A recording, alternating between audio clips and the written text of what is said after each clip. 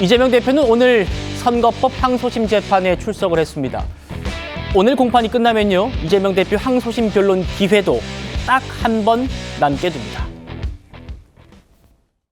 조만간 결심 공판 앞두고 말씀만 부탁드리겠습니다. 어쨌든 결심 공판은 그대로 진행이 되는데 위헌 법률 심판 제청한 건 어떻게 될 거라 보십니까?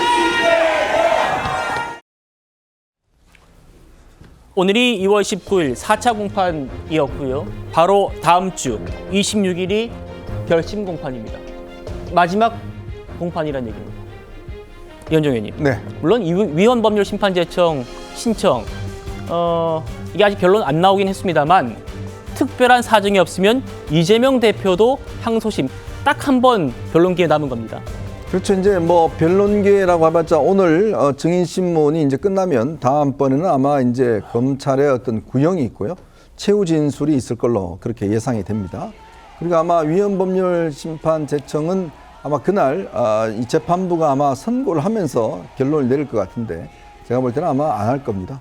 그거는 뭐 이미 이거는 뭐 이런 조항을 가지고 이미 수차례 이미 다 어떤 실형을 받아온 전례가 있고 이미 헌법재판소에서 몇 차례 걸쳐서 이 법률이 합헌이라는 결론이 내려졌기 때문에 아마 그런 사정 때문에 재판부도 지금 그냥 전체 일정을 진행을 하고 이 부분에 대한 판단도 마지막 선고 때 그냥 한 줄로 할 게 아닌가 그렇게 생각이 드는데 결국 뭐 시간이 이제 속일 수 없는 것 같습니다.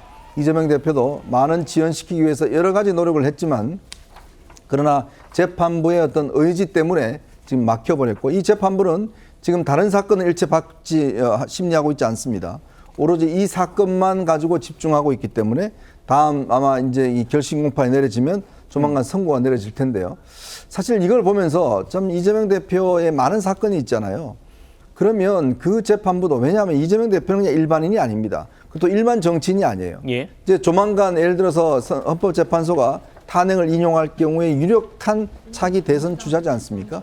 그러면 우리 국민들은 차기 대선 주자가 과연 어떤 법률적인 이 실형을 받은 사람을 과연 뽑아야 되는지 그리고 이게 또 대통령이 된 다음에도 이 재판이 이어져야 되는지 이 부분에 대한 굉장한 회의와 의문을 갖고 있습니다.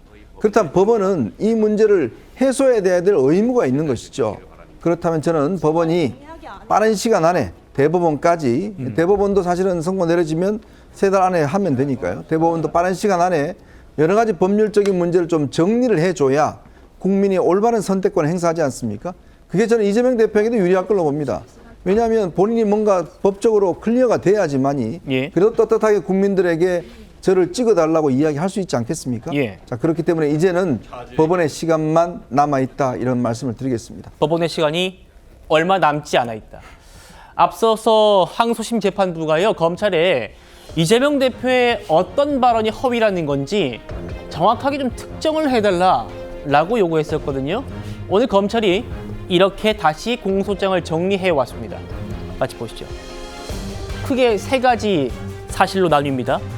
시장 재직 때 김문기를 몰랐다라고 하는 발언, 또 해외 출장 기간 중에 김문기와 골프를 치지 않았다라고 하는 발언, 또 경기지사가 돼서 기소 이후에 김문기를 알게 됐다는 발언. 이 3가지 카테고리 안에 이재명 대표의 인터뷰마다 발언마다 여기에 해당됩니다. 여기에 해당됩니다. 여기에 해당됩니다. 재판장님, 이렇게 좀 설명을 한다는 거예요. 김영주 의원님. 네. 이재명 대표 측은 그건 논리적 비약이다. 시장 시절에 김문기를 몰랐다고 하지 않았냐. 왜 근데 검찰은 처음부터 태생부터 김문기를 몰랐다고 하느냐 이렇게 좀 얘기를 했답니다. 어떻게 받아들이십니까?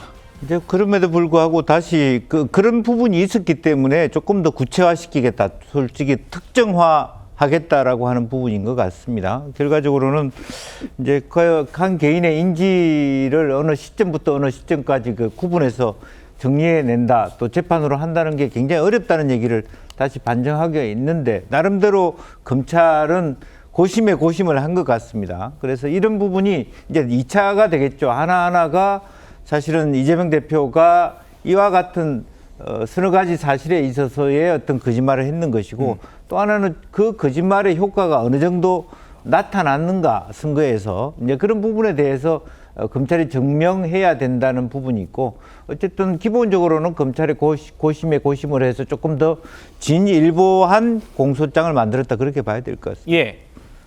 이재명 대표 항소심 변론도 딱 한 번 남았습니다. 다음 주 수요일이면 검찰의 구형이 나옵니다. 이재명 대표 코앞까지 닥친 사법 리스크에 대해서 어떤 생각일까요? 들어보시죠. 거의 초월해 가는 중이죠. 내가 괴로워하면 누군가가 좋아하잖아요. 그래서 괴로워하지 않기로 했어요. 이것도 운명의 일부니까요. 함족을 멸하지 않는 것만 해도 어딥니까?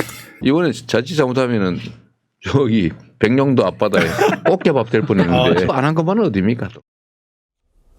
많은 사법 리스크를 고통으로 받아들이지 않겠다. 이렇게 말을 했습니다. 김기현 대표. 아니 저는 그렇게 초월해 가시는 분이 이제까지 여러 가지 침대 축구의 전형 어떻게 보면 재판을 늦추기 위해서 온갖 재판 축구의 어떤 백화점이라고 할 수 있을 정도로 다 하지 않았습니까? 그런데 이번에 항소심 재판부 같은 경우는 딱 날짜를 단호하게 했기 때문에 어쩔 수 없는 겁니다. 사실 그런 측면에 있어서 수긍을 한 거죠. 그러니까 더 이상 이제 침대 축구라는 것도 결국 룰이 확실하게 적용되면 더 이상 할 수 없듯이 본인이 그거는 현실적으로 인정할 수밖에 없는 상황인데요. 그럼에도 불구하고 저는 뭐 이재명 대표가 요즘 말을 너무나 쉽게 바꾸기 때문에 초월하는 것 같다, 초월 중이다 이렇게 하면 진짜 초월하는 줄 아느냐 나중에 또 이렇게 얘기할 수도 있거든요. 그래서 저는 이재명 대표가 왜 사법 리스크 관련해서 이제까지 1심에서 2년 2개월이나 하고 이번에도 어떻게 보면 633 원칙에 있어서 3개월도 지나는 거 아닙니까? 그렇다면 본인이 그래요. 초월한다고 말씀하시고 본인은 또 떳떳하다고 하신다면 다른 어떤 사법 리스크 관련해서도 자꾸 뭐 침대 축구의 모습을 보이지 마시고 당당하게 이렇게 하시는 게 만약에 조기 대선이 있더라도 굉장히 그게 더 긍정적으로 영향을 주지 않을까 그런 마음을 생각을 해봅니다. 알겠습니다.